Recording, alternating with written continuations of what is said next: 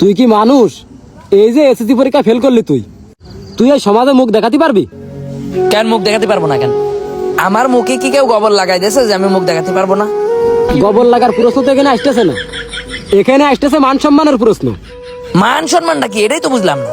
সবাই যদি পাস করে তাহলে ফেল করবে কিডা? কদিনে আমার সবাই ফেল করবে, করুক, তুই ফেল করবি কেন? কত আশা ছিল আমার জানিস, দুইজনে একসাথে এসএসসি পরীক্ষা দেবো, পাশ করব, পুলিশ লাইনে দাঁড়াবো, পুলিশ হয়ে দুজনে চাকরি করবো।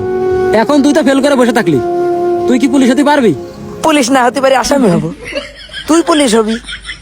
ওরে সবাই যদি পুলিশ হয় তাহলে আসামি হবে কিডা? ভারী আমার কসুর উদাহরণ দিচ্ছে। ওরে ফেল করেছি, এত অপমান করার কি আছে আমার?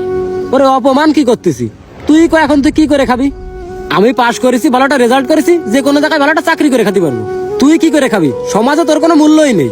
না, আমার কোনো মূল্য নেই, সমাজে আমার কোনো মূল্য নেই। আমি মানুষ না। শোন, হয়তো বা ফেল করেছি, মাথায় ধরিনি, তোর ধরেছে। পড়ালেখা, তুই একটু ভালো রেজাল্ট করেছিস, আমি করিনি, তার জন্য কি আমি মানুষ না? আমি কি আল্লাহর সৃষ্টি না? ওরা লেখাপড়া আমার মাথায় ধরে না, তার জন্য আমি কিন্তু থেমে থাকবো না। আমি কিন্তু ভালো কিছু করে অবশ্যই দেখাবো। তুই ভালো চাকরি করবি না? তোকের মতো শিক্ষিত ছেলের আমি চাকরি দেব, ভালো কিছু করেই দেখাবো, মিলয় নিস। আচ্ছা ঠিক আছে, দেখে নিবা না কি করিস। আর শুনলাম ওই আইতেও বলে ফেল করেছে। যা, দুই বন্ধু যায় গলা পাতা করে ধরে যা, বিড়ি টানকে যা, সারাদিন ফোনে গল্প করবে, ওইটাও ফেল করেছে। কি আতার ফেল করেছে? ওরে ওই ফেল করা পার্টিটারই তো আমি খুঁজতেছি। তোরা যারা পাস করেছিস, তোকে ঠেলায় তো আমরা এলাকায় টিকতে পারবো না, তাই না?